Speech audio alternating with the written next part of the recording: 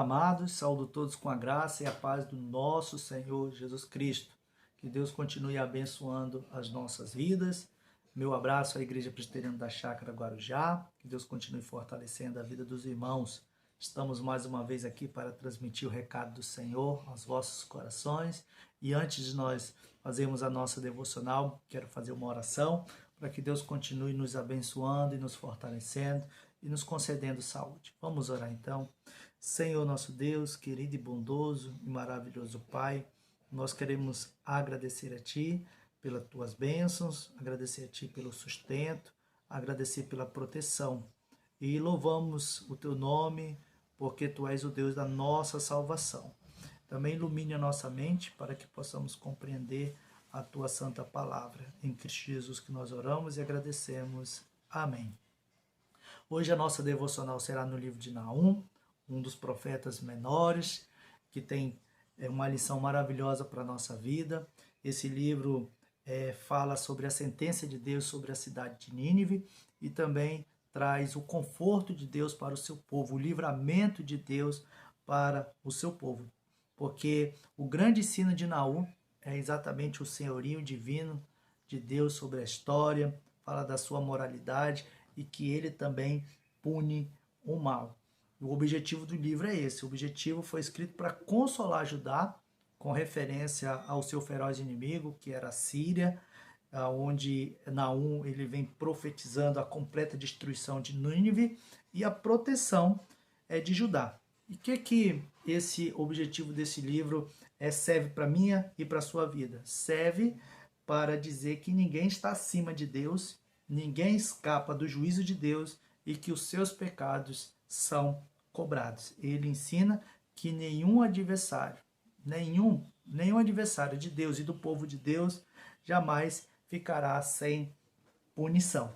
E Naum, o seu nome significa consolo, consolação, e dá a ideia de trazer consolo sobre o povo de Deus. A destruição de Nínive aconteceu aproximadamente nos 612 a.C., após a predição, um pouco antes de Naum, falando sobre essa destruição. Pouco sabemos de Naum, sabemos que ele era ecosita, também pouco se sabe desse povoado, dessa região.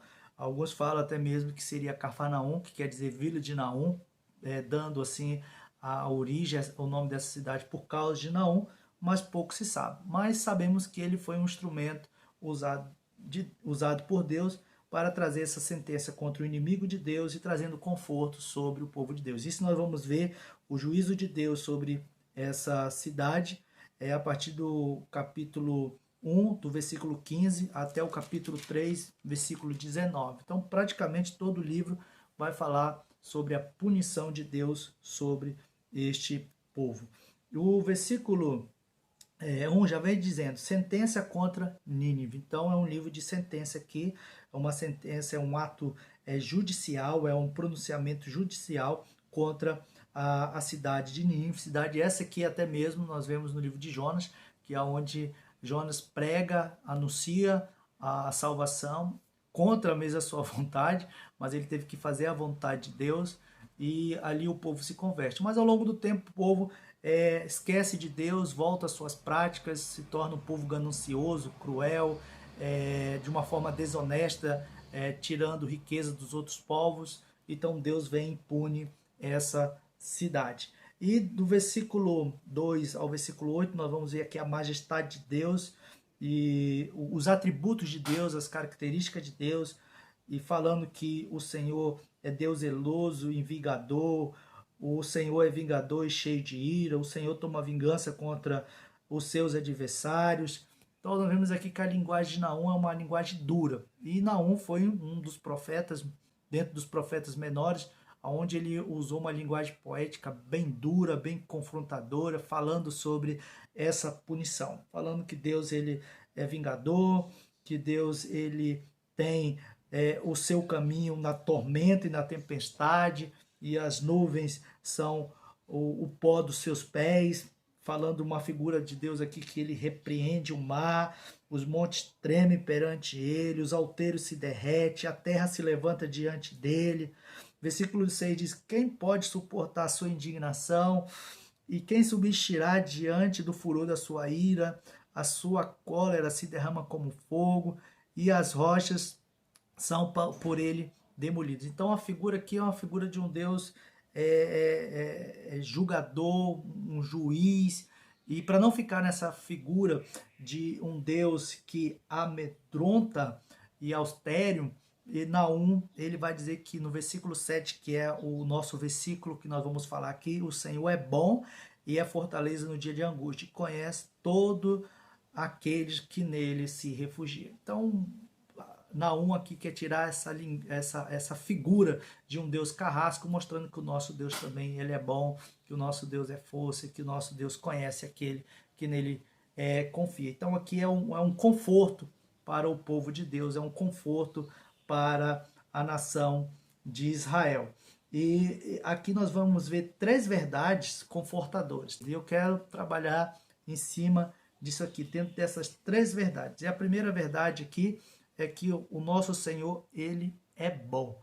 Ele é inerente bom, é próprio de Deus. Essa bondade é dele e jamais pode ser associado a um atributo oposto a isso, dizendo que Deus é mau, que Deus é ruim. Não, Deus é bom, Deus ele é justo, Deus está castigando o mal aqui, e Deus aqui está dando um consolo e um conforto ao seu povo. Por mais que o seu povo andou errante, sempre nós vemos Deus demonstrando a sua bondade.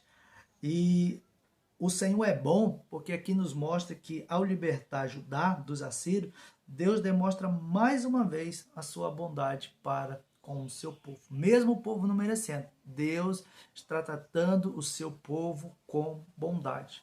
Assim acontece também nas nossas vidas. Mesmo nós não merecendo, Deus sempre trata as nossas vidas com bondade, porque o nosso Deus, ele é bondoso. Como diz o Salmo 100, nós devemos servir ao Senhor com alegria. Por que nós devemos servir o Senhor com alegria? Porque o nosso Senhor, ele é bom e a sua fidelidade dura para sempre.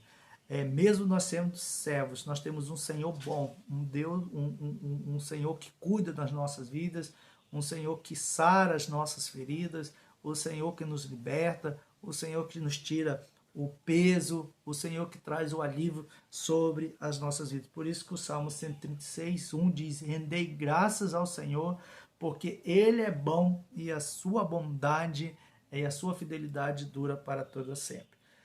Lamentações de Jeremias também nos traz esse pensamento, no capítulo 3, versículo 22, onde ele vai falar das misericórdias do Senhor, ele também vai falar da bondade do Senhor e a sua fidelidade. Então está associado a isto, às misericórdias do Senhor, porque Ele é bom, porque Ele é fiel, e Ele prometeu que irá guardar o seu povo, Ele irá livrar o seu povo, como Ele tem feito isso também na minha e na sua vida. Por isso que o texto no Salmo, capítulo 34, versículo 8, diz: ó, provai e vede que o Senhor é bom, e bem-aventurado aquele que nele se refugia. Se você já experimentou dessa bondade de Deus, também convite a outros a experimentar essa bondade, esse cuidado de Deus que ele tem tido sobre a vida do seu povo. A outra coisa que nós vemos aqui é que, além do Senhor ser bom, diz que ele é fortaleza no dia de angústia. Ele é um refúgio incomparável para os nossos momentos mais infortúnios. Então ele está dizendo aqui que o Senhor, ele é fortaleza no dia de angústia. Outra tradução diz que ele é força no dia de angústia. Ele é a minha força no dia de aflição, no dia de angústia. Angústia é tudo aquilo que aperta o coração, tudo aquilo que aflige o nosso coração. E o texto está dizendo aqui que o Senhor, ele é a minha força nesse tempo de aflição, nesse tempo de aperto, nesse tempo de tribulação que se passa dentro do nosso coração. Ele é o nosso castelo forte, como diz Lutero no tempo da Reforma. Castelo forte é o Senhor. E é esse hino que nós devemos entoar, que o nosso Deus é a nossa fortaleza, que Deus é aquele que nos dá força, que Deus é aquele que é a nossa proteção. Davi, no Salmo 27, versículo 1, ele diz: o Senhor é a minha luz e a minha salvação. De quem terei medo? O Senhor é a fortaleza da minha vida.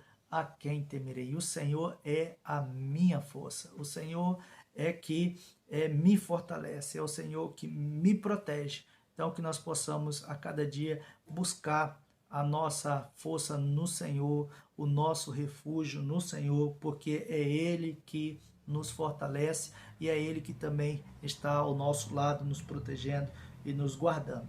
E por último, diz que Ele conhece os que nele se refugiam. Então aqui está falando sobre a onisciência de Deus. O nosso Deus, ele é onisciente. Além dele ser bom, além dele ser a nossa força, ele também nos conhece. Como o Salmo 139 diz que ainda a palavra não me chegou à boca e ele já conhece tudo. Ele sabe meu deitar, ele sabe meu levantar. Não tem aonde se esconder da presença de Deus. E então Deus, ele nos conhece por inteiro, ele sabe o que se passa no mais profundo do nosso coração. No Salmo 1, versículo 6, ele diz: porque o Senhor conhece o caminho do justo, porém o caminho dos ímpios perecerá. O Senhor conhece conhece o justo, conhece aquele que confia nele.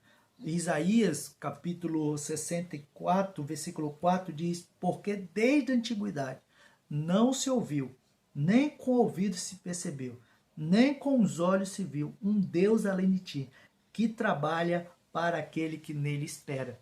Em outra tradução diz que trabalha para aquele que nele confia. Você está entendendo esse versículo? Diz que Deus, ele trabalha ao nosso favor porque nós confiamos nele. E o Senhor conhece aquele que confia nele. E nesses momentos que nós estamos passando, nós devemos depositar a nossa confiança no Senhor. Salmo 40, versículo 4 diz: bem-aventurado aquele que coloca a sua confiança no Senhor. A palavra também de Deus nos diz que aqueles que confiam no Senhor, esperam no Senhor, eles serão renovados como a águia. Então nós precisamos confiar no Senhor. Os que confiam no Senhor são como um monte de Sião, ou seja, não se abalo, firme para sempre. E o que o Senhor requer de mim e de você é que nós venhamos confiar nele. Confia no Senhor, como diz o Salmo 37, que nós devemos confiar no Senhor, que nós possamos depositar a nossa confiança em Deus. Então, diante das lutas, diante das dificuldades, diante de tudo aquilo que nós temos passado e diante de tudo que nós estamos vendo, nós possamos ter essas 3 verdades confortadoras no nosso coração. O Senhor é bom, o Senhor é fortaleza e o Senhor conhece aquele que nele confia. E para que você desfrute dessa bondade e dessa força no Senhor, o que Ele quer de mim e o que Ele quer de você é que você confie nele e assim você vai experimentar da bondade e também o Senhor fortalecerá o seu coração e o Senhor tirará toda a angústia que se passa na sua vida. Ele é força no dia de angústia. Que Deus te abençoe, que Deus continue protegendo a sua vida hoje e sempre e te ajudando em todo